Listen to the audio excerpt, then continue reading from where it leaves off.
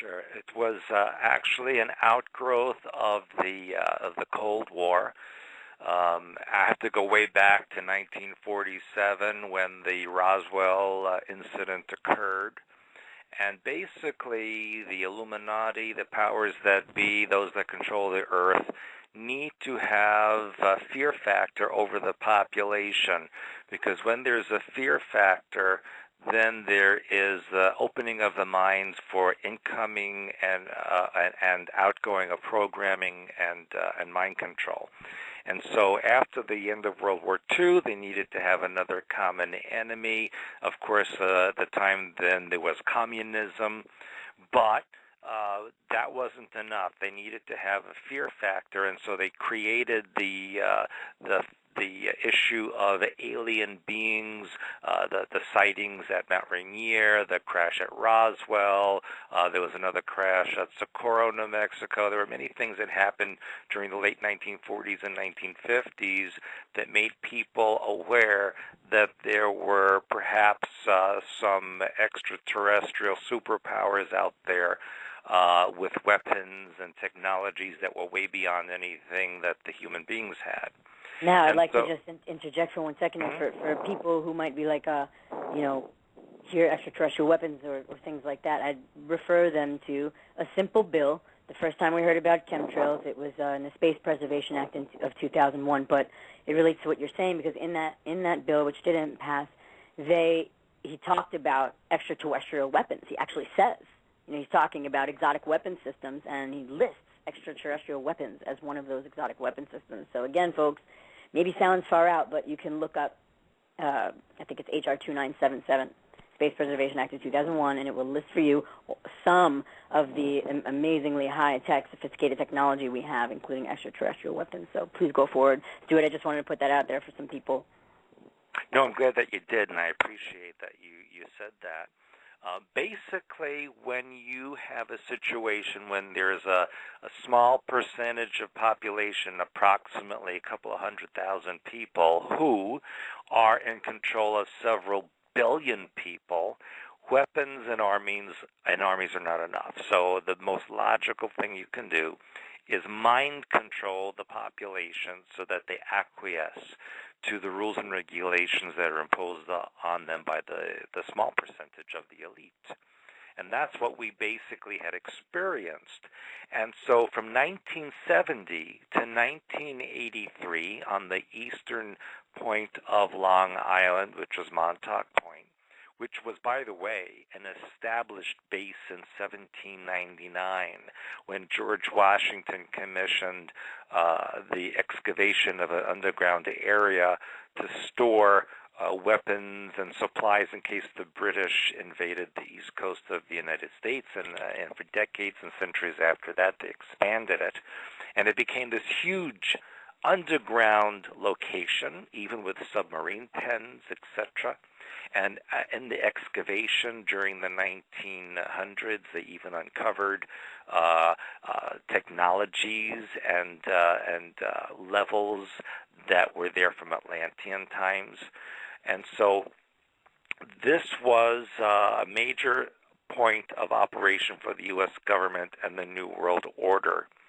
And basically, Montauk Project was about mind control, weaponry, weather manipulation, genetic manipulation, all kinds of experimentation that to the general public it would seem kind of bizarre and outrageous, but to the Illuminati and to those who know what goes on behind the scenes, it was actually very commonplace. And over those 13 years at Montauk Point, there were as many as 200 to possibly as many as 300,000 human beings who were experimented upon in these various modalities, most of whom did not survive. I was one of the less than 1% of those who were involved in the experimentation, in other words, being the target of the experimentation, who survived. And what made me even more of an anomaly was that I remembered everything that happened to me, because usually the memory was wiped or the person was no longer able to function in society. Yes, and you're right. And, well, just referring back, since I was talking earlier about the MK Ultra CIA mind control experiments, they talk about that too, how they were able to reprogram somebody's mind by basically breaking them and torturing them mind-wise. And then from there it becomes easy to manipulate the mind. You know, before you go further, Stuart, I want to just read a little bit of your bio so people get a feel for you and your background, and you're about to get into your experience at Montauk, and I just think this is the perfect time to share with the listeners a little bit about you. So Stewart A. Swerdlow, my guest tonight, has the ability to see auric fields and personal archetypes, as well as read DNA sequences and mind patterns. With his cutting-edge research in health and spirituality, he is a powerful intuitive who uses universal law to resolve everything from health, money, relationship, and mind control issues, even reaching into your other lifelines and beyond. A gifted hyperspace intuitive, Stewart A. Swerdlow moves his consciousness beyond time and space to determine your foundational mind pattern, upon which all your life experiences are based. I totally get that. His great-uncle Yakov Sverdlov was the first president of the Soviet Union, and his grandfather helped form the Communist Party in the United States in the 1930s. To ensure that his loyalties stayed with the U.S. government, he was recruited for specific government mind control experiments, including 13 years at the Montauk Project, right here on Long Island, which enhanced his natural abilities. Stewart, a linguist who speaks 10 languages, wow, is an expert in deprogramming and determining which Illuminati programs are embedded in the mind patterns of any individual. His mission is to help others heal themselves in a positive way, thus avoiding the negativity he experienced. By learning how issues in your life affect your health, by addressing programming that has been instilled in you from birth or before, by understanding which of your simultaneous lifelines are influencing you right now, you hold the keys to self-understanding and self-healing. Stewart is a master at helping you help yourself. I mean, this is really awesome. We know everything's interconnected at the levels of energy, and so there is no past or future. That's a construct of the mind, right? And that's why we can visit past or future, because it's all in the mind. And amazing stuff. All right, so I just want to give that background. So tell me more about your experience at 13 years out there being involved in this project. What happened to you? What was your role? And I just think it's amazing that how you've turned it around, because, you know, for some people this could destroy them, could be like the end of them. Well, it almost was for me. The end result of all those years of experimentation, the electromagnetic frequencies, the microwave pulses, the torture, the ritual, all the things that I experienced during that time left me with ulcerative colitis. I had also lost my eyesight for 29 years until I had surgery to recorrect that. There were many, many physical issues that I experienced as a result of those 13 years. But I want to go back a little bit into the history and let people know that on many levels, the Nazi government from the 1930s and 40s was actually working in conjunction with the American government, and during that time, especially in the 1940s, German U-boats were seen approaching the coastline of Montauk, submerging, and they were not stopped by any military from the United States. And then these U-boats were also seen leaving the area, and no one stopped them either. So this does lead us to believe that on many levels, the governments of the world at the time were actually working in conjunction with one another, despite the propaganda and media that was for the public to observe, in conventional methods. So basically, after World War II, under Project Paperclip, which has only been revealed since around 2000, 2001, the American government, as well as the UK and the Soviet Union, brought Nazi scientists, actually saved them from the Nuremberg trials and from prosecution, and brought them to their countries in order to continue the experimentation that was tested in the concentration camps of the Nazi regime. And in fact, the Nazis took ancient technology and methodologies from the Persians, from the Egyptians, even from the Atlanteans, and even from alien civilizations about mind control and programming, and they learned that when you fracture a human mind pattern as detailed as possible, it creates a construct in the mind of a cube of 13 by 13 by 13, which, if you do the math, equals 2,197 compartments or alter personalities that can be programmed for functions, for complete personalities, for constructs, whatever is necessary for the particular programming of that person. They also learned how to go into the DNA and the 90% of the mind that isn't used to look at the alternate or simultaneous existences of that particular personality, which will show them the different lifetimes that those persons have experienced. And then based on that, they can program the alter personalities with information and functions based on those particular lifetimes.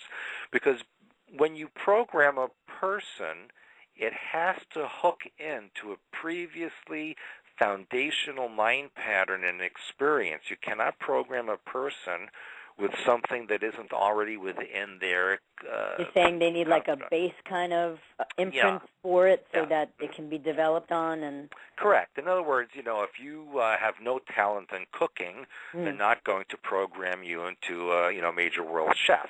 But right.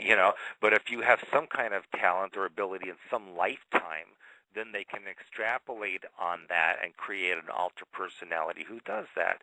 So basically, if you work on the mind pattern that underlies the personality and you change the mind pattern, then you can remove or unhook the programming that's attached to it. And that's the kind of work that I have been doing in recent years.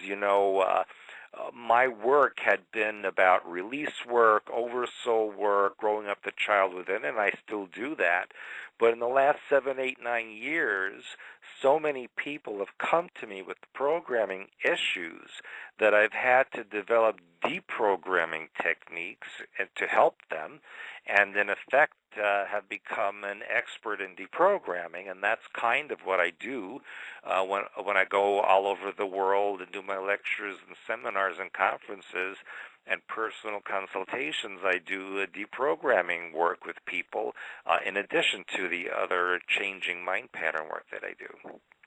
And deprogramming people can't be it's not like an overnight thing, right? I mean, some of this stuff is so embedded that it probably takes a lot of will and commitment on the person who's trying to break the pattern. Yes, it's not something that's going to happen instantly. It's going to take a lot of effort.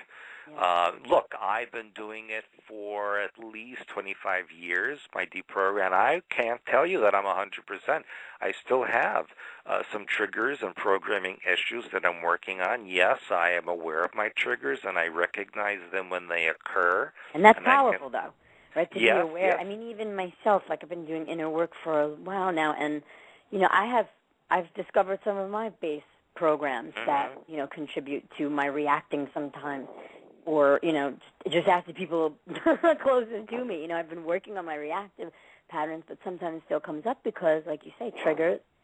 And so I guess it's just a basic function of the mind and how it works, that this is how it works. Programs are like downloaded. We download information, and then that we come from that space of that. So Go ahead. I'm sorry. You were saying that.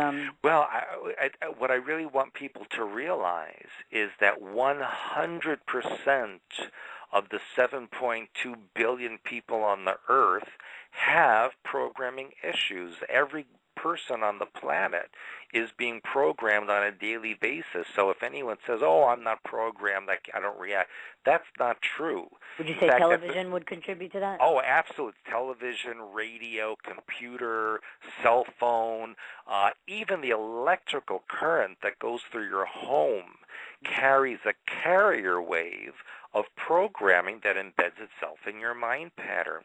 So in the old days, in the old days I mean over 20 years ago, they would have to take a person physically to a programming session, program them, torture them, fracture the mind pattern, mask the memory, and then put them back in the public. But these days, the entire planet is ringed by satellites, and we are 24/7 bombarded by ELF and microwave and scalar waves, and so you could be sitting having lunch and you're being programmed, you don't even know it. You see, and so it's a 24-hour occurrence, and most of the heaviest downloads of programming occur between 2 a.m. and 5 a.m. in every time zone, because then it is when it's assumed most people are asleep and vulnerable, and they're not putting up blocks or protection techniques, and so they're being downloaded by satellites at that time period. And that's why many people wake up between 2 a.m. and 5 a.m. and they feel like they have to go to the bathroom, or they have a bad dream, or something happened. They just feel like they need to get up. When you wake up, what's happening is you're changing the consciousness, and then you're setting the programming that's just been transmitted to you. So the act of waking up is actually setting the programming in. And so I tell people to use protection techniques, for example, surrounding yourself in violet color when you go to sleep and even during the day, because that blocks the transmission of programming. I teach people how to balance the left and right hemispheres of the brain to ground themselves, to do the what I call a brown merger symbol at the pineal gland, which reintegrates the fractured aspects of the personality. So there's ways that you can resist this, there's ways that you can counteract it, but it is an ongoing process. It's not something that you can do now and then. You need to do this ongoing 24 hours a day as best that you can in order to keep yourself intact. So it sounds like we really got to be really conscious, just as much as possible all day long, and which is, it seems to be what we need to be doing anyway, for all of these changes, all these things that we're waking up to, many people. It seems that it's pulling us to be more conscious in everything we're doing. And so even with this, it's like we have to be more conscious of, look at there are a lot of frequencies buzzing around me at all times. What am I doing to keep my psyche healthy in the midst of all that? And so you provide some techniques for that, which is really great because that's something tangible we can work with, Yes, but I have to say that I wish we lived on a world that this wasn't necessary. Where people could just pursue their goals for their soul personality instead of have to battle on a daily basis just to stay, stable. It's a very sad situation that's going on in the world. Yeah, I understand. It is. It's heartbreaking. It's very, very difficult to process. A lot of this stuff is so shocking. Mm-hmm. That it's really hard to swallow, and I kind of liken it to like a meal. We don't shove a meal down in one shot. We take it in little bites, So a lot of this stuff has to be taken in. You hear it once, you hear it twice, and then finally it's like, okay, this is really going on. I just watched something recently on 9/11 where it was a sort of like a compilation, a documentary of psychologists and psychiatrists talking about why it's so difficult for the human psyche to look at empirical evidence and act and either ignore it or not want to look at it or not want to acknowledge it like that.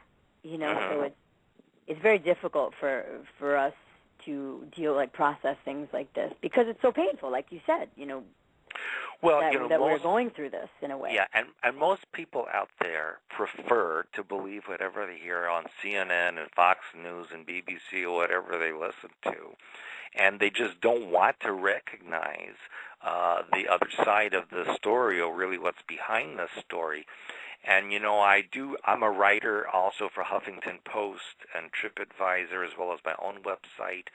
And when I look at the comments that people write on some of the articles, not just my own, but other people's articles, I just really cringe to think of the mentality of the majority of the people out there, that they're so brainwashed and programmed by the government that they believe everything they hear on the news. And they are so unwilling to see a different side or what's behind the real story of the news. Like, for example, all of these attacks on the U.S. embassies that are going on around the Muslim world right now, and they're blaming it on this film, on this bogus producer who no one even knows who he is or where he came from. That whole thing is an intelligence operation. The whole thing is to change and uprise the Muslim world and destabilize it so that it can be changed into something else. But people just look and say, oh, it's because of this movie, and they don't go past that. Right. And, it's very even when it comes from the horse's mouth, so to say, we have throughout time many ex-presidents, government officials who come right out and tell you, that the CIA is responsible for mind control and basically owns the news, and what you see and hear. I mean, they've come out and told us. Yes. Propaganda is something all governments do, unless it's truly a government really represented by the people, and the people are on top of their game. If the people as a whole are not on top of it, then look what's happening to us. We're the perfect example. Exactly. We've been sleepwalking, and wow, we've been, we've created quite a mess here. We've allowed quite a mess. Right, and that's the other thing. The other big story, of course, is the election coming up in November. And people say, "Oh, who do you think's going to win?" Or "Who do you think?"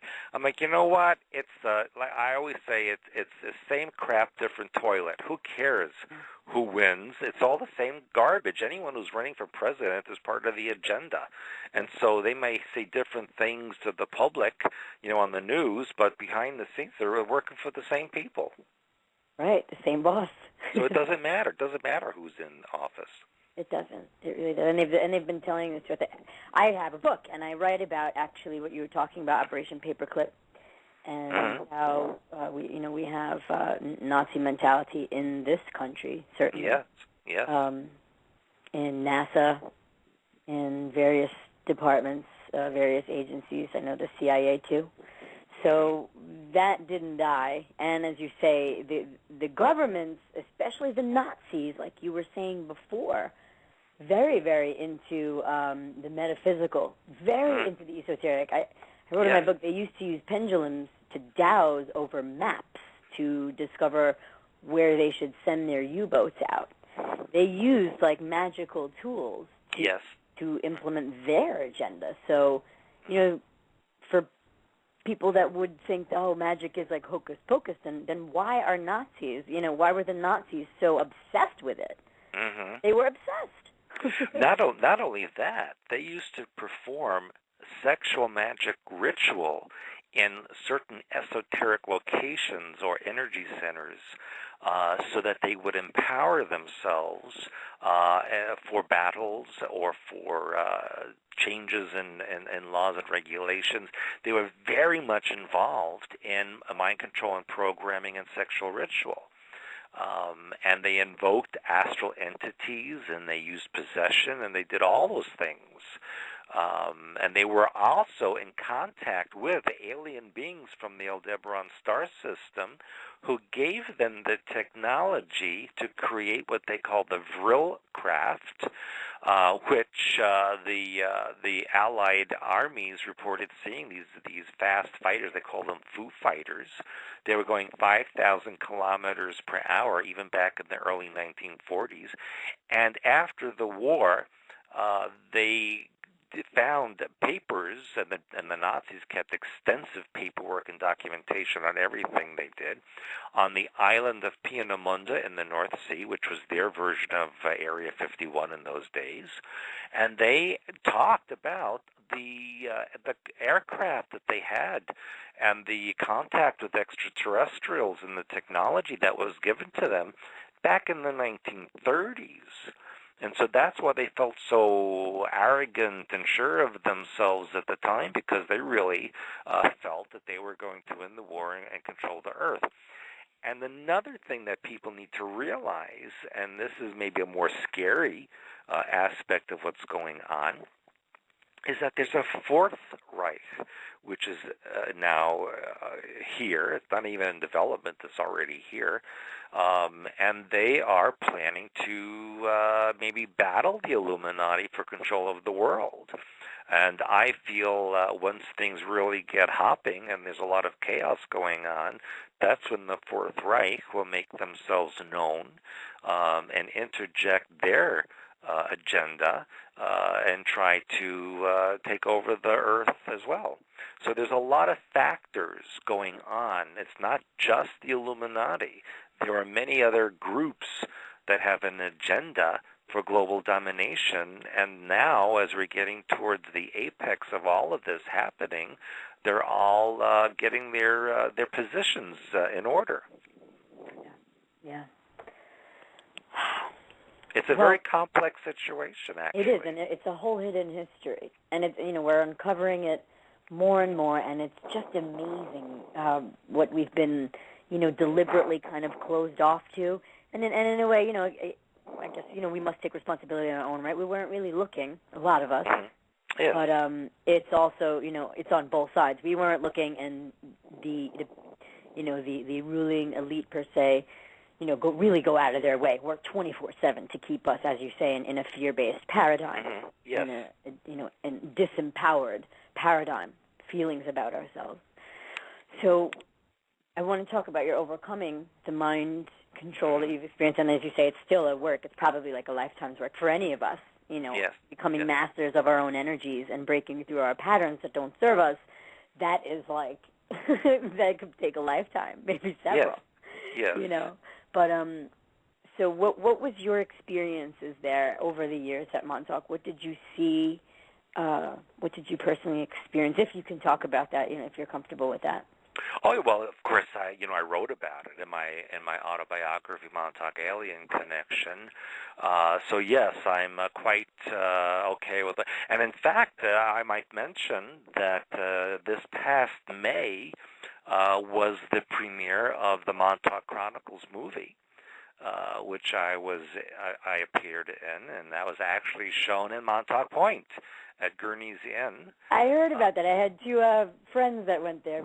They're listening. Robin and Janice, my two girlfriends, went out there to watch it. Yeah, I heard about that. Yes, and I took the film to South Africa, where it premiered there internationally. And the end of this month, at our conference here in St. Joseph, will be the new revised version of the film, which will be shown. And I'll be taking that to Asia and Europe to show that as well.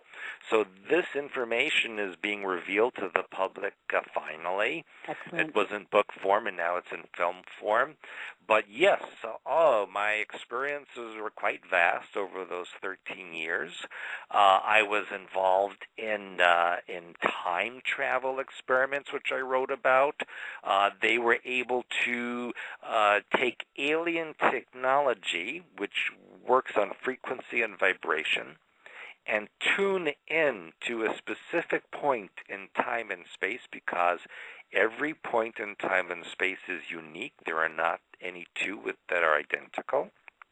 And so if you know the coordinates, so the vibration rate of a particular point in time and space, and you tune into it, there's an instantaneous connection, and that's how time travel and deep space travel can occur in a matter of a split second. It doesn't take years and centuries to travel. It actually takes a split second, as long as you have the frequency. And is so this anything similar to like remote viewing? Well, it's different. Remote viewing, I just have to say something about that. Remote viewing is something the government gave out to the public to divert their attention. So while they were looking at that and studying that, they were not paying attention to the other stuff that was going on. Because what I teach is the hyperspace methods, and that's what the government was using to tune into various events in time and space. And of course, I teach. So you're saying they were doing the remote viewing too, but that was like nothing compared to what else they were studying and researching. Remote viewing is like kindergarten level. Right. And hyperspace is like graduate level. Let's put it that way. And so, they have all the public. They give out all these this remote viewing to the public and say, oh, yeah, this is what the government's doing. No, it's not. That's, that's the baby stuff that they teach you in the very first day of learning any of it. But, people get enamored by that, and they think they're learning some secret information when, in fact, the government's laughing up their sleeves about all that. So, in effect, basically, if you can learn to tune into a specific point in time and space using color frequency, mind pattern, and archetype, then you can pinpoint exactly where you want to go and what you want to see. And there are it's very not really complicated, but it's involved, and something that you need to learn step by step. But anyone can do that because as I mentioned earlier, human beings are only using 10% or less of their brain capacity. But even more amazingly, human beings only use 3% of their DNA capacity. Wow. And so 97% of who and what you are is called by science junk. Right. And if you opened up even a small percentage of that, imagine the abilities that you would have and what you could do. Absolutely, and that's an imprint right there. The fact that we've been taught that collectively, that the rest of our DNA is just junk, and don't look over here, guys. Yeah, and you know what else is amazing? So much potential. So much potential. And what else is so amazing is that no matter what you are, if you're an amoeba, an elephant, an alien, no matter what you are, 97% of your DNA is identical.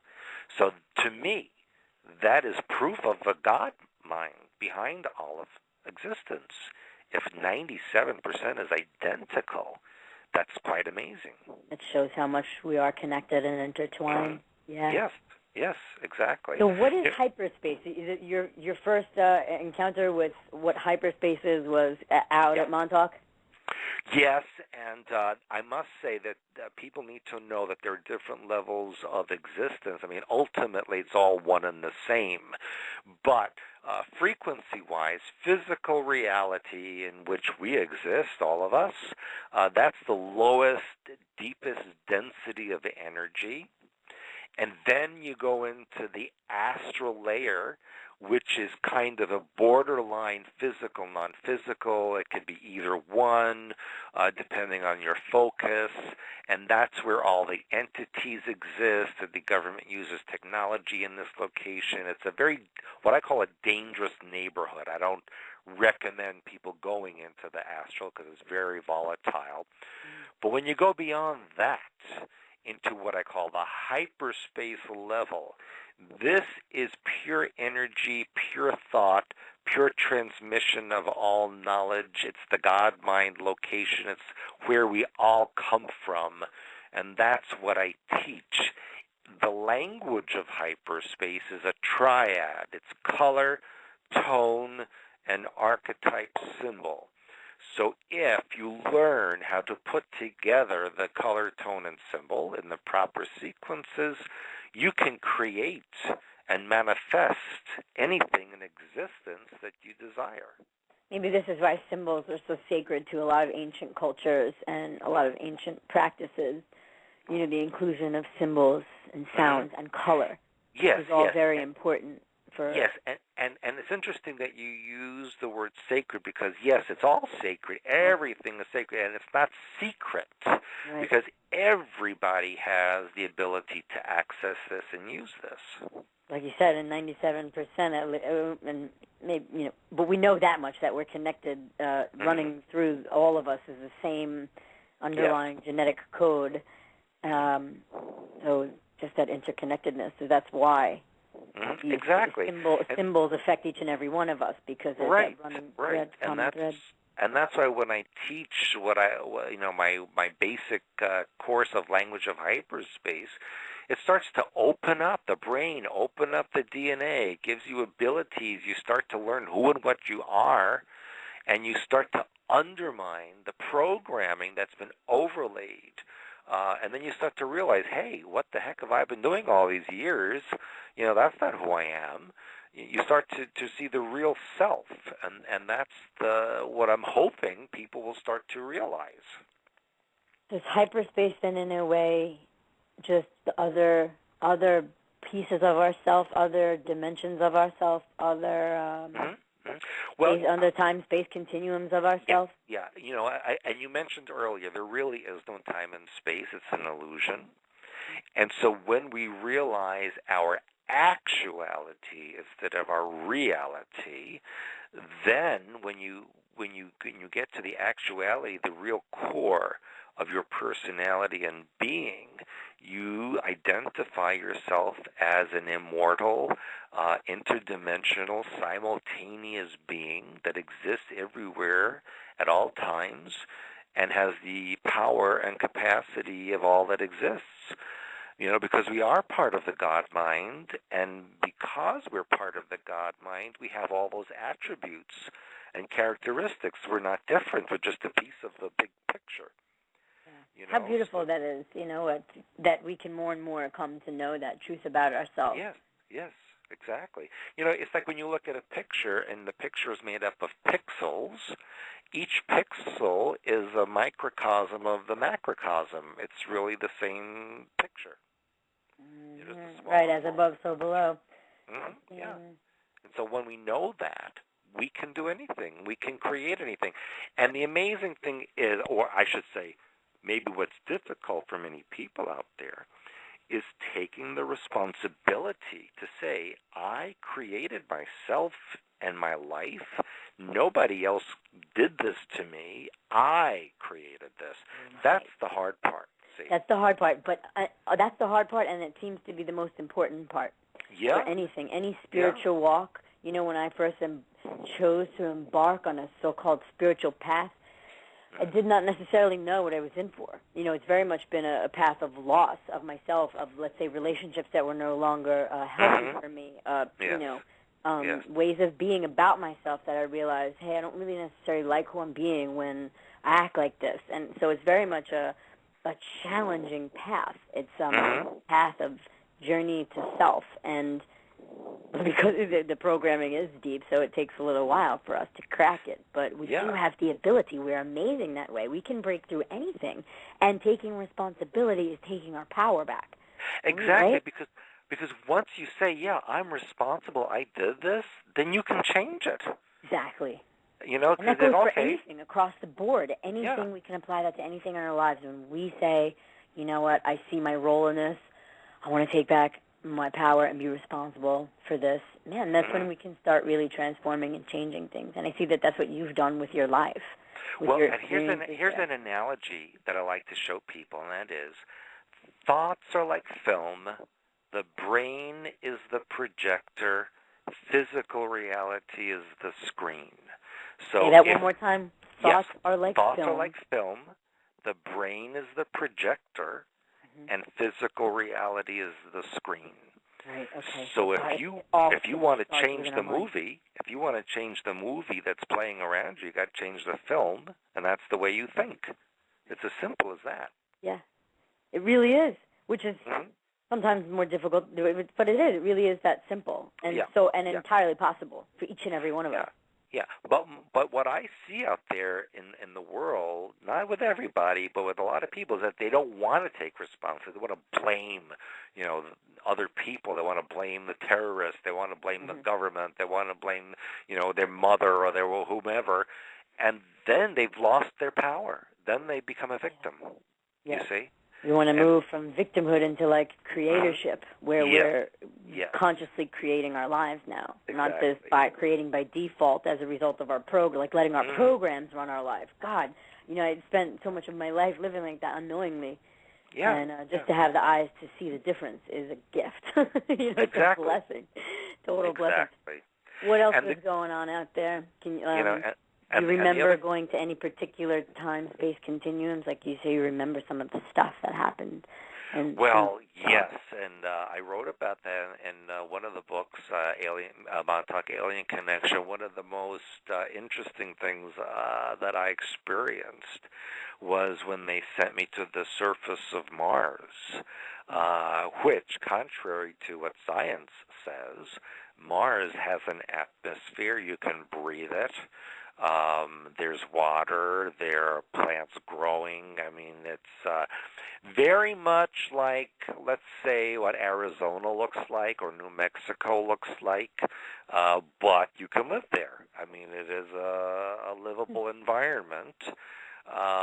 And the other thing that people need to know is that planets like Mars and like even the Earth have an interior, or what they call a hollow section, where there's an entire region inside that is livable as well. So, I mean, it's amazing what we can experience. And then what Montauk also taught us is that by changing the frequency just slightly, you go into an alternate reality. And what that means is every person that exists has infinite possibilities and realities, so that every decision that you make on every day can alter your reality depending on where you're focused. So there's a version of you that went to a different university. There's a version of you that took a different job, a version of you that didn't get divorced, and on and on and on. But it's amazing. My God, and we can tap into any one of those, I guess, and have that be our reality if we want it. Exactly. Because it's already happening. That's crazy. Wow. Right. And so that's why I say there's really no such thing as divine intervention, because everything happens. There's nothing to intervene with. Right, it's just a result of us shifting our frequency, whether we know it or not. Exactly. Like we've tapped into some other piece of ourselves. Yes. Awesome. I have, looks like we have maybe somebody listening or possibly a caller, so let me check in here. Mm-hmm. Hello, friend, you with us? Hello? Is there a caller on the line? All right. Looks like not. So that's just amazing, and so part of what you teach people at your seminars how to access hyperspace and. Yes, I teach them how to access the 90% of the brain, the 97% of the DNA. I teach how to go into alternate realities, to go to the oversoul, the master intelligence of your personality, into the God mind within. And in 2 weeks, when I do the pyramid work on the conference, it's our 10th annual conference, I'm going to teach how to use the archetype of the pyramid, which is a storehouse of knowledge, and to access the information within your own psyche and your own soul personality so that you can use this information and apply it to your daily life. And we're also going to have a very special guest, Dr. Semir Osmanagic, who discovered the pyramids in Bosnia that we visited last year, which are actually the largest pyramids in the world. They're bigger than the pyramids in Egypt and older. They're estimated to be 40,000 years old, and they're quite fascinating, and we're going to learn all about them as well as pyramids and energy centers all over the world. So it's going to be quite an amazing weekend. I wonder if you're referring to something I might have read about it. Where I was listening to some David Wilcock presentation, maybe like a year or so ago, and he was talking about these Russian scientists who created pyramids to experiment with, and they discovered many, many interesting properties about these pyramids. They discovered that it almost had like an energy field around it that would deflect storms. They said that the apex of the pyramid was incredibly powerful with energy-wise. They said that seeds, like, seeds that you would grow, left in the pyramid for a while, and, they had a control experiment outside of the pyramid, and the seeds, when they would planted them, the seeds that were in the pyramid grew like hundreds of times stronger, more nutritious, and bigger, and has tremendous healing properties. So I know there's been scientific experiments done on the geometry, the structure of the pyramid, and so this seems to be like a sacred geometry in a way, right? Yeah, well, the shape of the pyramid actually focalizes the ambient energy of the Earth into a specific point at the center of the pyramid, so that it actually creates a zone that is timeless, so that nothing can age, nothing can deteriorate. And I don't know if you're old enough, but back in the 1970s, when pyramid energy was first being analyzed and discovered, they actually would create these little pyramids that you could buy, and I actually got one. And then you could put razor blades in there and fruit or whatever you wanted to experiment with, and whatever you put in the middle of the pyramid stayed intact permanently. It didn't deteriorate or age. The razor blade stayed sharp, and the fruit stayed fresh. Wow. Whatever you put in there. Razor blade stayed sharp, huh? Yeah, and that was back in the 70s. Wild. In the 70s. And then all of a sudden, like around 1980 or so, they stopped making them, and they kind of stopped the whole public, availability for these things, and then you never heard a thing about them since then. So that's a clue. That's a clue. Whenever they pull something away from the public, that means it's good. Right, that means it's working. Yeah. Yeah. Exactly. Wow, amazing. What else? What else can you share about pyramids? Is there any direction you want to go in tonight? I have questions, but I would like you to feel free to just kind of take it where you want to go to. Yeah, and I'd like to actually talk a little bit about health, because one of the major aspects of my work and also my wife Janet is that we work a lot with alternative health techniques. And what we like to explain to people is that when you go to the supermarket and you buy food, most of it is pretty toxic. If you read the ingredients, look at the labels, look at all the chemicals that they put in there, it's very poisonous to your body. Oh, yeah. Yeah. And Stewart, I'm going to put you on pause 1 second. It looks like we might have that caller trying to get in. Hang on. Call in. Hello, good evening. Is there a caller there? Hello? Hi. Caller, you're on the air. Did you have a question? Yes. Siobhan, ask him about the internal sound current and perfect living masses living in the world. Hey, can you lower your radios back there? And just repeat your question for Stewart again, because I didn't hear it so clear. Go ahead. Ask him about the internal sound current that's permeating the universe, and about perfect living masters living in the world that can connect you to it. Okay. All right. Cool. I'm gonna mute your mic and let Stewart care about that. Stewart, did you hear his question? Yes, I did, and I probably use a different terminology than what he used, but basically, from what I understand the question is about, it's about frequency, it's about energy levels, and yes, there are people in the world, and in fact, I did a radio show with a person who was connected to immortal people.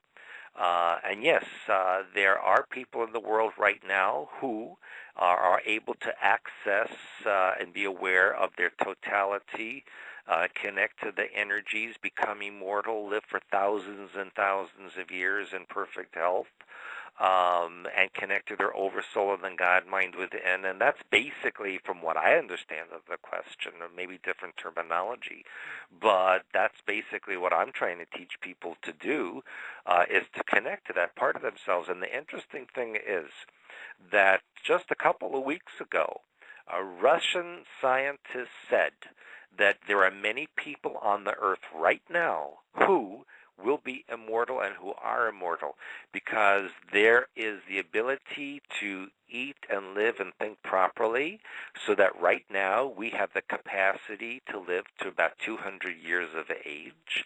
And those who do reach 200 years of age will at that time be able to reach 2,000. So in effect, there are people right now on the earth physically immortal, and can connect to the resonances of all that exists and utilize them. So if I understood the question correctly, yes, these are things that are ongoing right now. And unfortunately, the Illuminati seek to stop that information so that people don't have it.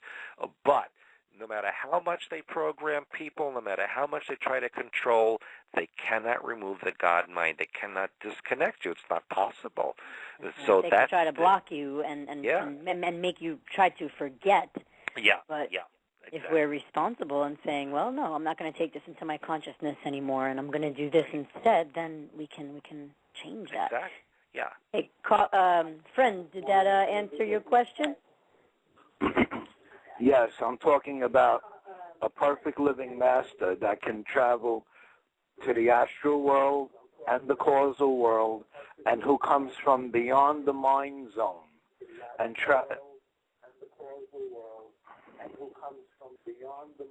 Gotcha. Yeah. Traveling on the internal sound current. Well, if I may answer that, we all. Hey, caller, can you lower the radio or the volume on the actual show so that we don't get feedback and can talk to Stewart? I'm sorry. Yeah, I got it. No, that's okay. Yeah, and in fact, to the caller and to everybody listening, yes, we all, every one of us can achieve this. It's not just certain individuals who are out there, because all of us come from the same source. And so we all have the same capacity, and that's why I say, if we open up even a percentage of that 97% of the DNA, those instructions will show us how to achieve that goal, so that we all can attune to the resonance, the original God-mind resonance within all, and manifest based on that. So yes, all of that is possible, absolutely, and all of us can have that potential to achieve that if we learn how to use the mind and the body properly.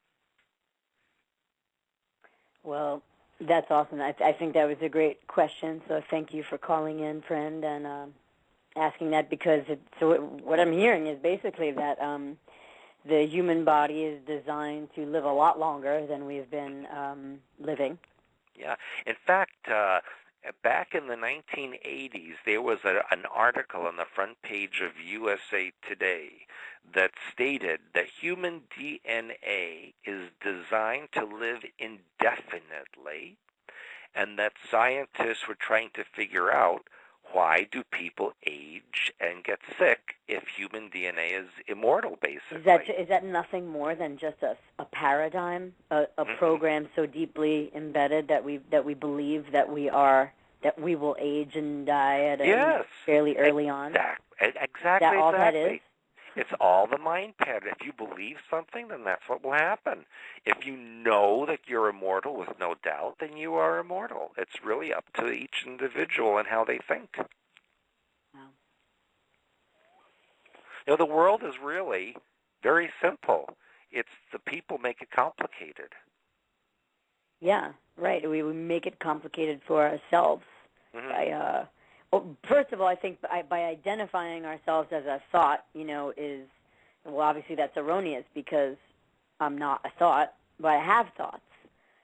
So I think if we can make that distinction for ourselves, and so when we find ourselves thinking something kind of wacky or just something maybe not so nice or disempowering about ourselves or others, we can recognize that, hey, that's not me. That's just a thought I'm having, and I don't have to go with that. My friend Lisa has a good analogy for it. She goes, thoughts are like stray cats. You wanna pick and choose which ones you want to feed, and maybe you want those ones to come around, and the ones that you don't want to come around, well, don't feed them. You don't want to be feeding thoughts that aren't healthy for us. Exactly. We don't have to feed them and keep them alive. We have the power to choose otherwise. Right, and that's why I do teach the release work, which eliminates the thoughts that are no longer serving a purpose for you. That's very awesome. Can you tell us a little bit about the release work? About what that entails? Yes, and release work means that during the course of our many lifetimes and even the course of this lifetime, we become imprinted with ideas and concepts that become like software that runs over and over and over, and we then project that out and reflect it back for ourselves. So what we need to do is change or alter some of those mind patterns or thoughts that we're projecting out by releasing the ones that we don't want anymore, and then putting in new ones that we prefer to have in our experience. And so that's what release work is about. And I have exercises called Golden Altar, the Child Within, Oversoul work, the shelf releasing on the brown shelf. Love it. I love it. I may have to come to one of your seminars. Do you ever do seminars in New York? I have a caller on the line too. I haven't done work in New York in quite a long time, but do you think you'd come? Of course. Awesome. Create it, I'll come. Hello, caller. Welcome to the show. What is your question? Hello? Hello? Yeah, hi. I would like to ask Stewart about the HARP machine and how that affects our mindset and what they're doing with that. Stewart, okay. You hear the question about HARP? Yes. And, what are your thoughts on that? Well, I'll tell you about that. There are actually 13 locations around the Earth that are connected to the HARP project. The two main ones are in northern Alaska and northern Norway. And what they're doing is transmitting electromagnetic frequencies into the ionosphere of the Earth and creating a kind of insulation or dome around the planet that encapsulates it. And then they're changing the morphogenetic grid, including the genetics of all the living things on the planet, by changing the frequencies of those items. For example, they're transmitting 440 megahertz into the ionosphere, which directly affects human DNA and changes and alters it, so that it can open up into different manifestations. So yes, that's absolutely going on. It's also creating seismic activity, volcanic activity, weather changes. All of these things that are going on right now in the news are being created by the HARP project electromagnetically. So absolutely, those things are a daily event that are going on, and we need to do our protection technique for ourselves so that we're not affected by that. What would you say is one technique for... yes, one technique that I teach is called the ultimate protection technique, and what that is you visualize yourself in a violet tetrahedron, which is then inside a violet octahedron. when you place yourself or any of your loved ones, your home, your vehicle, whatever you want to protect in this, nothing can penetrate that, and you remain intact at all times. Okay. Do you think that you're going to ask them also about the microchipping on the humans and how that they connect to each other in any way that is? Yeah, please do. Go ahead. Yeah, microchips, of course, have been, decades and decades, and in fact, when they force inoculations on people, there's nanotechnology in there that goes into the bloodstream and affects the different organs of the body. And, as I wanted to mention earlier, in the food that you eat are heavy metal toxins, and the heavy metal toxins embed in your cellular structure so that in effect you become like a walking antenna that picks up the transmissions from the satellites and cell phone towers and radio transmissions, etc. And so that's why I urge people to do heavy metal detox, to eat organic foods if possible, to flush the body energetically and physically. I have a whole bunch of protocols that I teach to do this so that you purify yourself and you are not then subjected to these bombardments that are going on out there.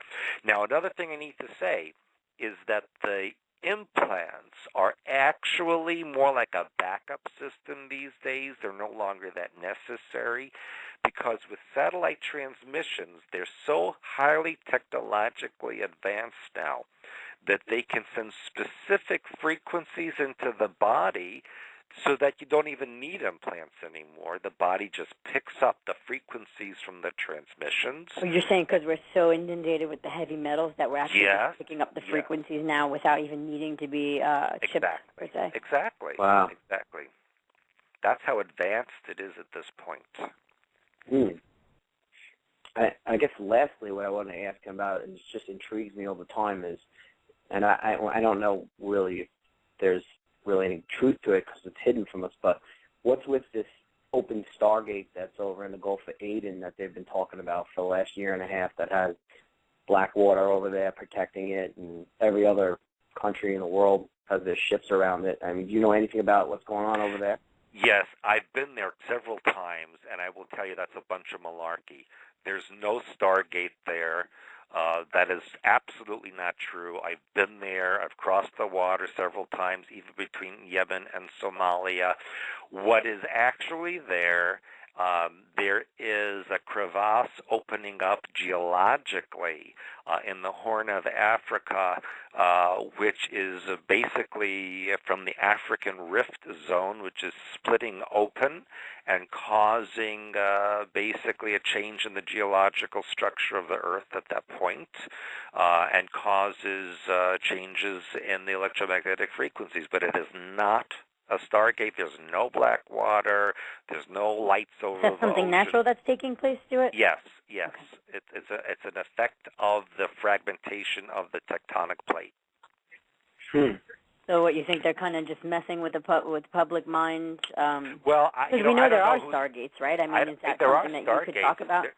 There are Stargates, but those are artificial and those are technological. I've been there several times. There's no Stargate there.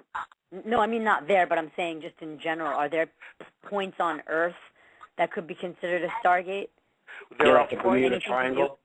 Well, and anything maybe to do with the pyramids, is that linked into it in any way? But again, those are artificial. They're not natural. Those are things that have been created artificially in history by the Atlanteans, by the Lemurians, by our current government.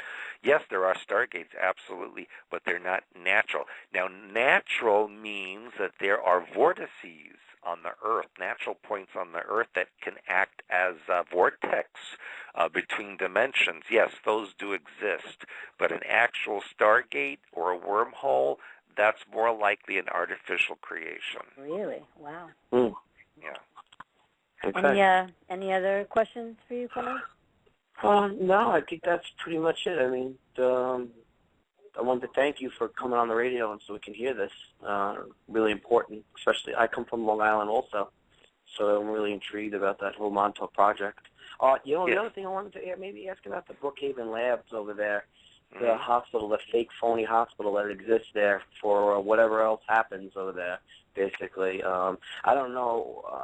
I'm a real estate developer, does commercial development, and I find it very unusual how the development has exploded around that hospital that doesn't seem to have any type of medical business that happens there whatsoever.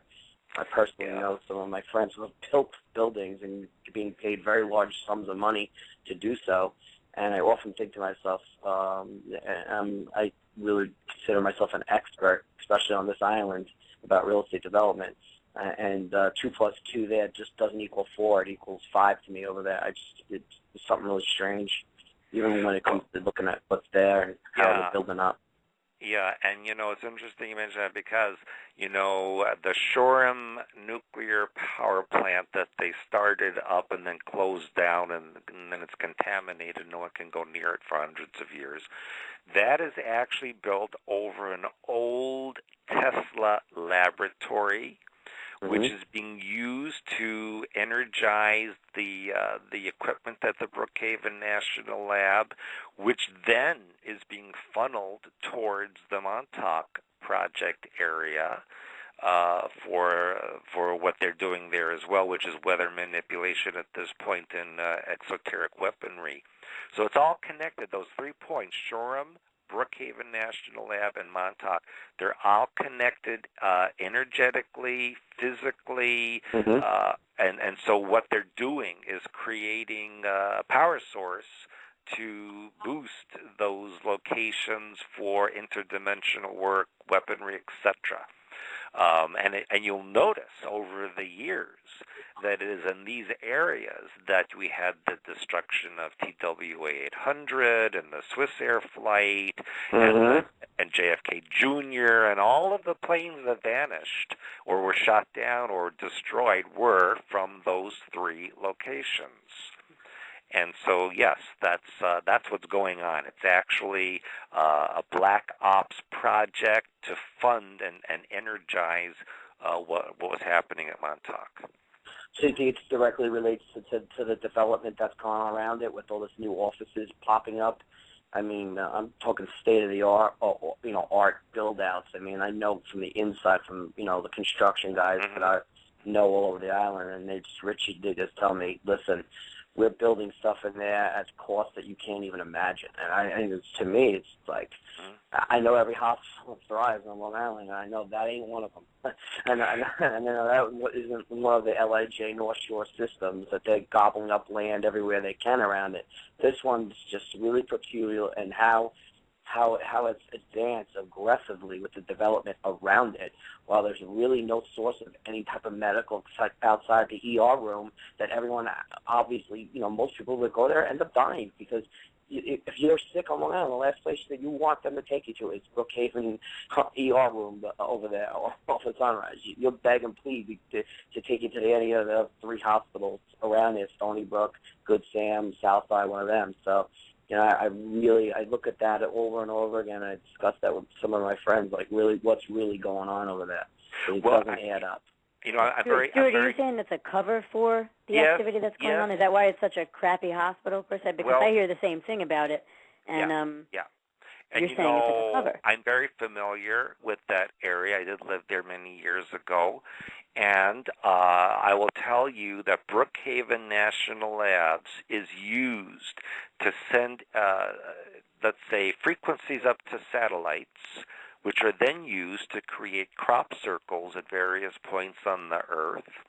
And those are like injection points for information, genetic alterations to the morphogenetic grid, all coming from Brookhaven National Labs.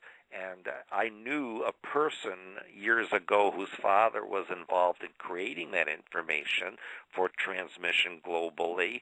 And so, it's all a cover for what's going on behind the scenes, because what they're trying to do is change the genetics of everything that's living on the Earth to accommodate mind control and programming, and even to change and alter living plants and animals that we ingest on the Earth to accommodate. Why do you think they're just going all out to change the genetics of every living thing? I mean, what would be the purpose of that? It's like, are they terraforming the planet to suit a different type of life form? I mean, what would be the purpose of, I mean, is it for control too? Maybe it's both? I don't know. What do you think? Well, it's, if you notice, they're trying to recreate the conditions that existed at the time of Atlantis.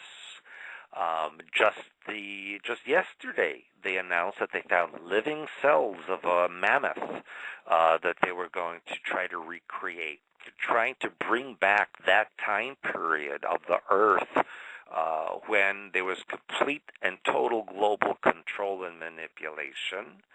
And they're trying to create a genetics globally that will accept the mind control and programming without deviation, so that the society that they wish to create will be unchangeable, and no one would be able to fight against it. That's well, basically. Would that be driven more by like a cyborg type? I mean, I don't know if you follow Alex Jones at all, but he seems to cover that a lot, the cyborgs and the rest of that stuff on there. Yes, I've written about this extensively. Yes, absolutely, they're creating a cyborg race, which will be totally controlled, no deviation, no questioning, and we're seeing that happen on a daily basis. Amazing. Thank you for calling in, caller. Anything else for Stewart? That's it. Yeah, that's good. Okay, great. Thank you, caller.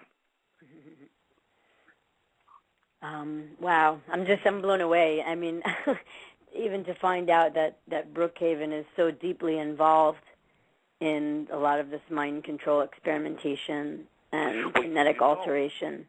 Let's really go amazing. Back if you go back in time to the 1930s and 40s, the area of Brookhaven National Lab was actually for what they call the Bund, or the German Nazi regime had a very big base there. And that was all about mind control. Not surprised, in a way I'm not surprised, because I know that happens in other areas of the country when it happened. We look like we have another caller here. Good evening. Are you with us? Yes. Hi. Do you have a question for Stewart? Are there benevolent extraterrestrials going to come to Earth and take the Illuminati out? Well, I'll tell you about that, and I write about that extensively as well. Yes, there are benevolent beings, but they do not interfere, because the benevolent beings know that if they interfere, then they take away the learning process. It's only the ones who have an agenda of control and manipulation that come and interfere. There's a saying, an old Chinese saying that says, if you give a man a fish, you feed him for a day. If you teach him how to fish, you feed him for life. And so the benevolent beings know that if they stand back and they allow human beings to make their mistakes and learn the issues of life, that they will progress. If you interfere, you take away the progress. So what about? Okay, I'm sorry to interrupt. Go ahead. No, I know that a lot of people want to believe that there are space brothers out there who come to help and all that stuff. And that's just New Age, diatribe. It's not true. The ones who are benevolent do not interfere. They do not come here to change anything. They observe only. The ones who interfere are the ones with an agenda. Let me ask you about Billy Myers and the Palladians landing on his farm. Yeah. Well, I actually was in Switzerland, and I did meet with some of those people. And I will say that a lot of that information is true, the older information from the 60s and 70s. But subsequent to that time, unfortunately, government infiltrators have taken over that information, and Billy Meyer himself has fled up into the mountains. He doesn't want anything to do with anyone anymore because his information's been changed. And so anything that's happened since the 1980s, unfortunately, everything you've heard since then is with a government flavor to it. So do you think he did meet with the Palladians? Yes, I do. I do believe that he did. And I know for a fact from Wendell Stevens that this information was correct. However, as I mentioned, since the late 1980s, all of that has been unfortunately manipulated by the governments. What about the 212 alignment and the shift from Earth into the fourth and fifth dimension? No, that's all New Age stuff. That's not true. There's no shift. The only shift has to come from within your own mind. So nothing. To shift well, what about the 212 alignment? Well, there's been alignments since time began. It's a question of what people do with the energies, and unfortunately, most people out there are ignorant to what's going on and what to do with anything. And so the government takes all of that and manipulates it for its own usage to create fear and then impose the solutions that they want. Stuart, would you say, as far as, because I think what the caller is meaning is, because, we all kind of see maybe a shifting going on in the collective. We've been waking up and doing a lot of inner work and spiritual work and just becoming aware and awake. Is it possible It is possible for us to live out other dimensions, right, within our own self. But you're saying the shift is not happening from outside of us. It's happening directly from the inside of us. Whatever shift happens is happening from us. It has to be from within, and each person has to take responsibility, and it doesn't have to happen at a certain time. It could happen right now. It could have happened 40 years ago. It could happen 100 years from now. It's up to each individual when they're going to become aware of who and what they are.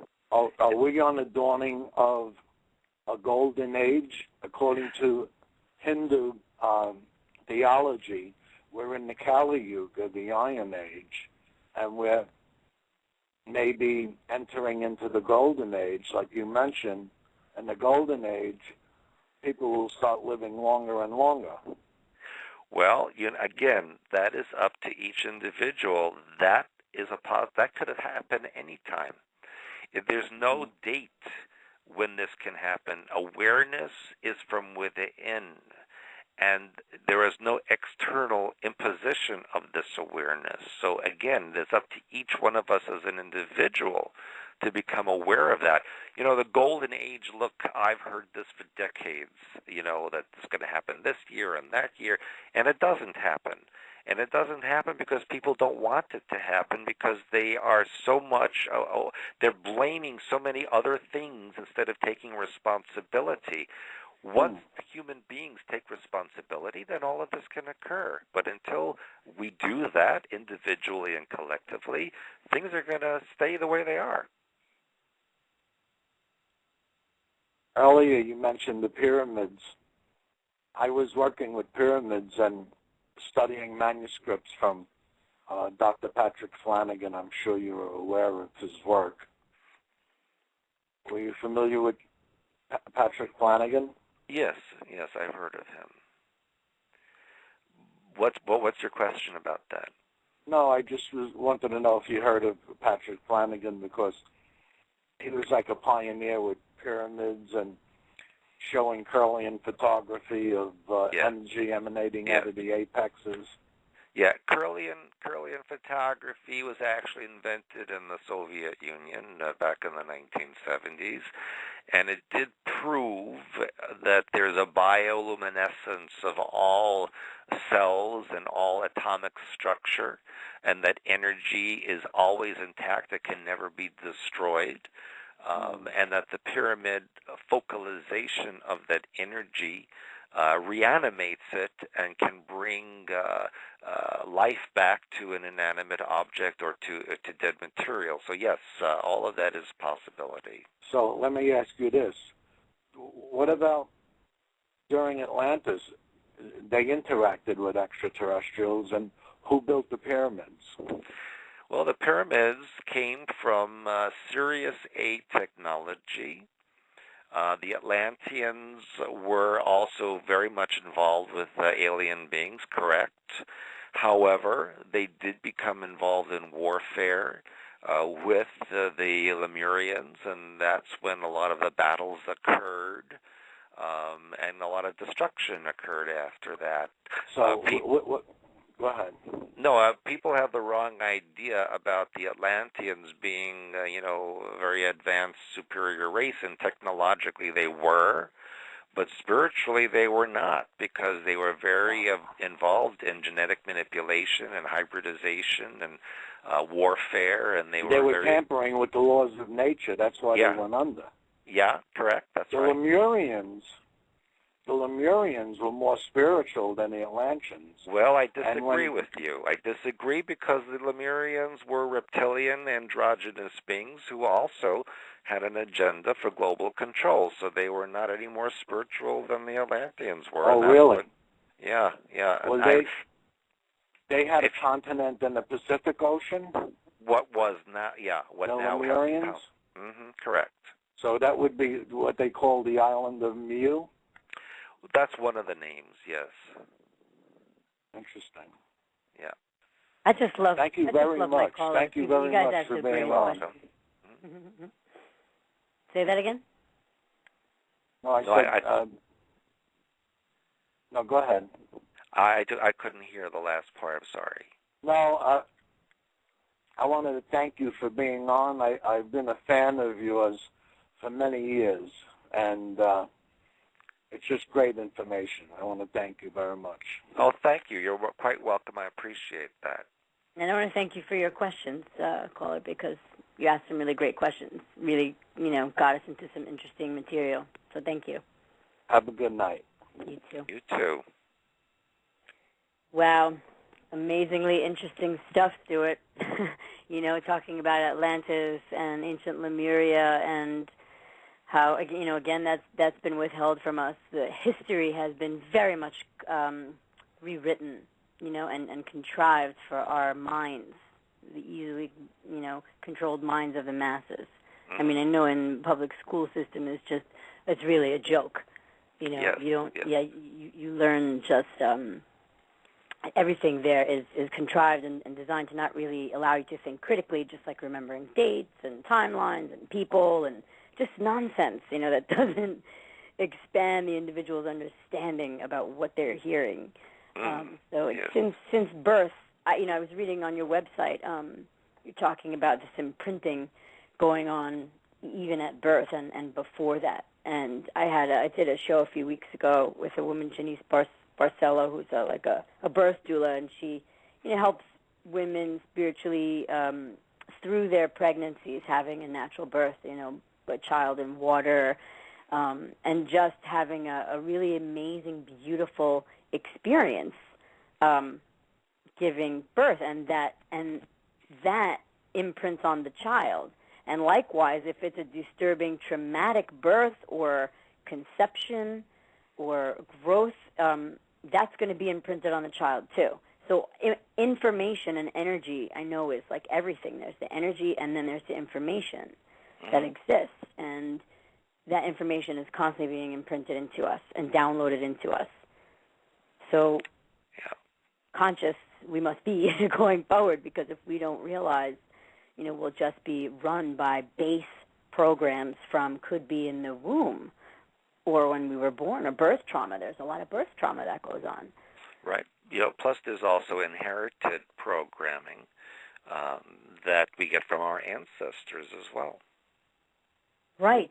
That's why, like it can get passed down through the DNA. We have epigenetics now, which shows us that the DNA is programmable. It's reprogrammable. We're constantly modifying the information in our DNA, and the DNA is reflecting that. Like, if somebody breaks a pattern of alcoholism, let's say, really breaks it in their lifetime, if they have children, that information is going to be, that program is going to be less powerful because it will have begun being broken up, and those changes can be passed down to children. Any modifications in the DNA. So we have this amazing science showing us about ourselves and how amazing we really are. That's correct. That's right. Another caller on the line. Hello? Hey, Stewart. I've got a question, and I just tuned in, so you may have covered this at the beginning of the show, so I apologize in advance if you already covered this ground. But I'm real curious about these activations that are going on right now in the Middle East, and this person supposedly in Southern California that has written a script in prison and now posted it to YouTube in terms of this movie, and then all of a sudden that is bringing to life all of this mass chaos and drama and killing in the Middle East and incitement, against the United States. And I'm just really thinking that what is being reported is something a little bit different than what I'm kind of sensing. Really like your point of view on what's going on and what the agenda is behind all this now. Yeah, that's a very, very big topic. And, what we see on the news is for public consumption. Yes, this bogus person with a fake name who wrote this script and supposedly tricked the actors into this film that was made Mohammed look like a buffoon and a womanizer and all that kind of thing. Quite honestly, the whole agenda is to disrupt the Islamic fundamentalists and the Islamic governments globally so that they can be overthrown and controlled. And my personal opinion is that this is a sabotage from perhaps the Israeli government, who is angry at the United States for its lack of support against Iran, and so has undermined all of these Arab governments everywhere to attack the United States. And so to basically say, well, look, the United States is in the same boat as the Israelis, and now you need to support us against what's going on in the Middle East and Central Asia. So that's my opinion of what's happening there. Look, when we look at people like Saddam Hussein and Gaddafi and Assad in Syria, the United States are the ones who put them in power in the first place. The U.S. Propped up these governments. And so now we're seeing that they no longer serve a purpose, and so they're being pulled out. It's a very complicated situation. What we see on the news is not what's actually going on. It's a known fact that a lot of what we hear about happening in Syria is not happening there. It's staged for the cameras. I'm not saying people aren't being attacked, but this certainly isn't the way the news would have you believe it. Isn't it interesting that the ambassador to Libya who was murdered, who was shot or killed, why was he in an embassy in Benghazi? The capital of Libya is Tripoli. What was going on in Benghazi, which has nothing to do with the government of Libya? This guy was also an Arabist who was not supportive of the Israelis, and so it's interesting that he was removed. We're seeing similar things happening in other places around, like Egypt, for example. The new fundamentalist government is not suitable for Israeli friendship, for example, or existence. So they're going to disrupt that. There's a lot of things going on behind the scenes. Have you catch the conflicting stories in regards to those 4 deaths of the embassy? There was this conversation with the Secretary of State saying that first they succumbed to fire, and there was valiant attempts to save them.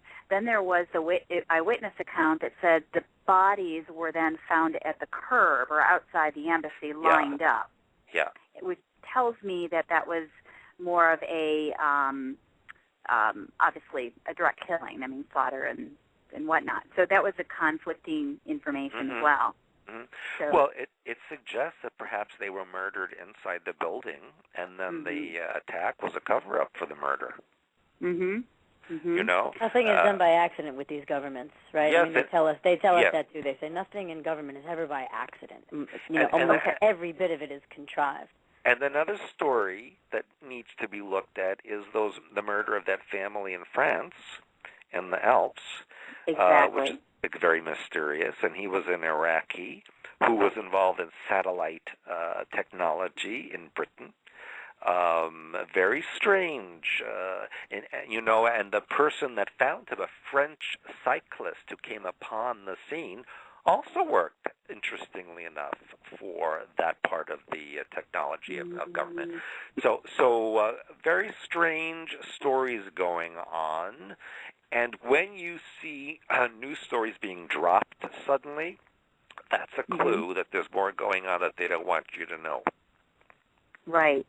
Well, and then we had this activation with the Middle East occur on obviously 9/11, 2012, which is exactly 11 years after the 9/11. Exactly. So if we follow exactly what you're saying, that everything originates from within us in terms of mind patterns. So if the United States is originating this from within the United States, then wouldn't that outpicture then is that there would be an attack that they are then planning within the United States? Yes, and I've heard this as well. Okay. But if I take it back even another step, and you said something very important, and you said from within us that we're seeing this as a reflection, so that when we see these attacks on government installations in other countries, what does that mean for us as an individual? If we remove the politics, if we remove the global aspects, look at what it means as individuals. What are we attacking within ourselves, or removing, or trying to remove within ourselves, that is then being projected out into the world? That is really how we should look at all of this. To go within, what do these events mean symbolically to us as individuals, and what do we need to remove and replace in our mind patterns? That's how we should look at this. Okay. 100% responsibility again. That's yes. Coming back right around to us, always falling right in our lap. Yeah, and then that's where the heavy lifting is for us, and that is actually the control point. So they don't necessarily have the control. The control point is within, and I can control the outcome by controlling what I can control within, doing the heavy lifting on myself to shift consciousness to whatever I need to do. So then my question is then, is your work then all about identifying within myself exactly where that separation exists, where I am fighting within myself and my own DNA, and then healing that, and then you would be able to, A, provide the tools or enhance my ability to go to my own, vertical connection, to be able to then know what I've got to do in order to shift all that within? That's what I do. That's what I teach.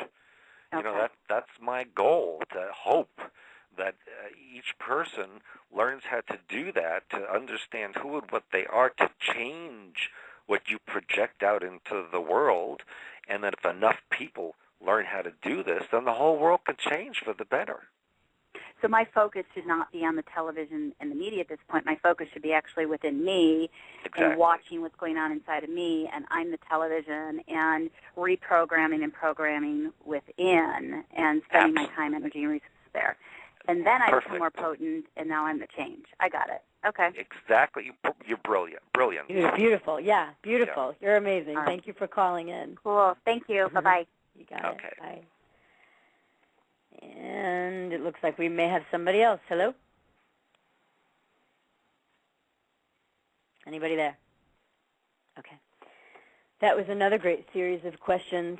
It seems to me that once we get, and it is something that you have to get for yourself, that like, wow, my role in all this, my responsibility, we are powerhouses. I was talking about at the beginning of the show about, the science of the heart, the consciousness of the heart and the mind together. It's not all up in our heads.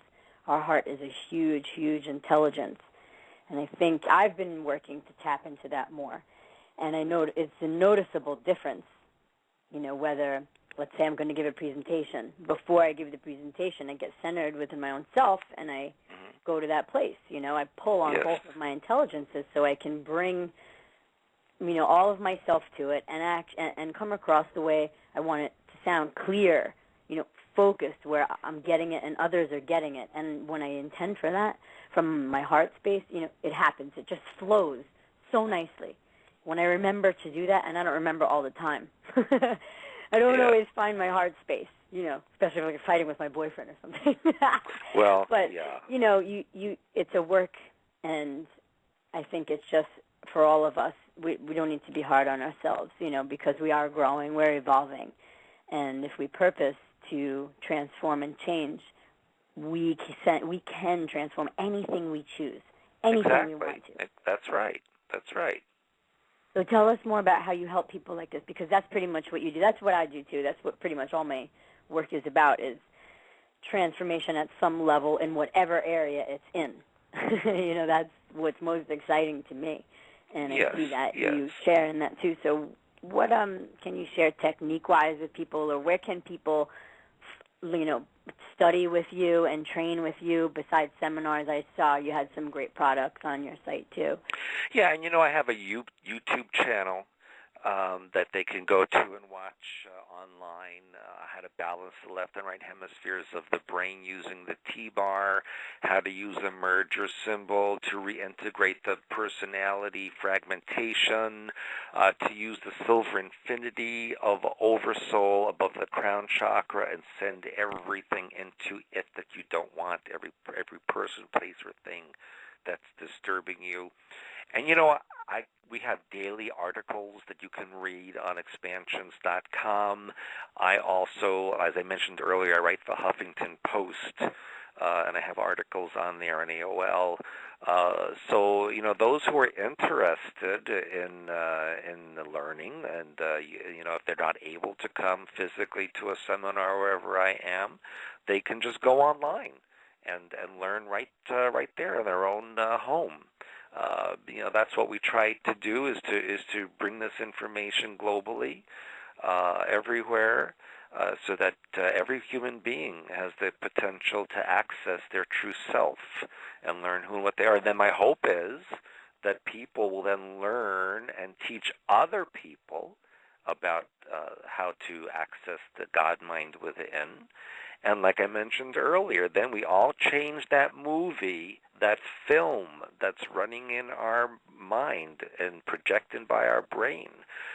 If we all change that movie, we can create a paradise right here on the earth. And all of this negativity can go away very quickly. Yeah, I'm totally with you on that. And I know we have the power to do it. Yeah. Caller, are you there? Unless somebody's trying to get in. They were emailing me that they were trying to call in, but they were having trouble. Well, I would love to come to one of your seminars. So, going forward, I know we exchanged emails, so if you'd keep me on your email list. Sure.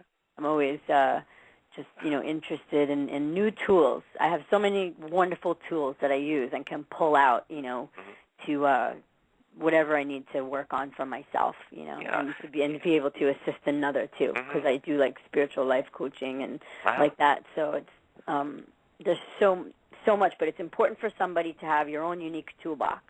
Yes. It's just like anything else. I tell folks, and I tell myself, it's no different than getting good at a sport. Like if you want to be a good tennis player, if you want to be a really great, piano player, a great pianist, like you have to practice. And so if you want to be good at deliberate creating, it has to be a practice. It's not something that happens overnight. It's not something that you can take a pill for or, take a class. And then, it's a constant application of whatever tools you've accumulated over the way, pulling on whatever you have to. Yes. To stay consistent with the conversation you're having in your own head about yourself, about others, because it requires maintenance, just like anything else. And the hardest thing that anyone can do is really look in the mirror, not at the physical self, but at the inner self, and say, okay, look, this is what I have been thinking, this is what I've been creating, and I need to take responsibility for that and make changes in it. That's what I think most people find as being difficult. Unfortunately, I think a lot of people like to take, like you say, the pill, a magic pill or medication, and change everything. But that just puts a mask over everything. It doesn't change what you need to do. Not only does it doesn't change it, but does it not come out in some other way or form? Mm-hmm. Like if people repress emotional trauma, that could lead to cancer. Right, because I've read accounts of people, and I actually know some people who healed themselves from all manner of diseases. Like I don't even go to doctors. If I feel something going on with me, I automatically go to some energy work. I open up my nutritional books and look at what I could be doing different. So I can rebalance myself whenever I need to. Yeah, and that's the power that we have, too. The body will do it if we respond properly. Exactly. And the mind pattern of cancer is held resentment over a period of time. And when you hold resentment like that, it allows certain viruses to enter into the body and alter the genetic instructions of a cell so that it becomes wild growth or cancerous growth. And where it happens in the body is a clue to the mind pattern of the resentment. So, for example, many women who have breast cancer, that is held resentment about not being nurturing in life, or the nurturing you're giving is rejected by others. And so that becomes a resentment over time, and that's why there's so much breast cancer in the world. And for men who have prostate cancer, that's held resentment over not being creative in life anymore, and that's why it happens when they get a little bit older. So when we look at where the illnesses evolve on our bodies, and we understand what the symbolism of that part of the body is, then we can go into the mind pattern and change that, and then the illness will resolve itself. So we are our own doctors with everything we need within us. Yes, we can change. It's funny because I had many clients. So one of the clients I had was the director of a medical school. It was a woman in a western state who is, and she's told me the joke in medical school is hurry up and operate before the patient gets better. Oh my God. Yeah, because they know the body can fix itself, but they don't want you to know that. No, because there's lots of money to be made. Profit. It's a major industry. There's nothing wrong with profit, but when the priority is profit at the expense of the well-being of everything else, that becomes problematic for our survival. Goes without saying. Well, I mean, it's in their best interest financially to keep people sick as long as possible. Right. Because if you get better, they don't make money. No, that's right, and it's a multi-billion-dollar industry. Is there a caller on the line? Hello? Hello? Okay, got two numbers there, nothing. But, sorry, I have to periodically check that, to see if anybody's there. So that interrupts my flow for a moment. But I think you touched on something very important when you first started talking. We only have a couple more minutes, so we can wrap it up with this. But you were saying that fear opens the mind to all sorts of programming, right? Easily programming. So something then that we must be working on is like facing our fears and dealing with our fear so that we're not so susceptible to being manipulated and controlled by, all of the various technology we have in place. Yes, when say something quick about fear. Yes, when we have fear issues, it does open up the crown chakra and the heart chakra and allows for input of energy, especially mind control and programming. So that's why when you see the news or you go out in the world, the Illuminati want you to be afraid so that you open up and you allow the input and the attachments and the hooking into your energy center. And interesting that you brought this up because the month of October, we will be doing webinars on facing your fears and eliminating them. So you want to watch expansions.com and see when those webinars are available. Absolutely. Well, it's been a real pleasure talking with you. When I first got asked to do this show, they said they offered 3 hours, and I said, no, 3 hours, it's way too long. Can't possibly talk for that long. But here we are, it's 2 hours later, and I feel like we could take more calls and keep talking because it's just so amazingly interesting to hear about your life experience, what you do, and then, of course, to be able to relate, to the inner transformation. And then I just think the callers' questions were great and took us down wonderful roads tonight. Yes, so, very good. Thank you for being with me. Maybe next time we'll do it a little longer, and please keep me in contact with me regarding your East Coast seminars and things like that. Yes, and well, just to let people know, our conference is in 2 weeks, and then right after I go to Russia for a couple of weeks, doing a tour across Russia to Siberia, and then in November I'll be in Thailand, and then in December I'll be in Suriname. So keep watching expansions.com. All the schedules will be right on there. Excellent, and that's where people can find you. And your wife, by the way, Janet, who I corresponded with a little bit, she seems really great too. She seems really on the ball as far as inner transformation and working with symbols and sacred geometry and things like that. Yes, and she does a cooking show online that teaches you how to cook organically and in a healthy way with low carbs, and it's a great show. You should watch it. Excellent.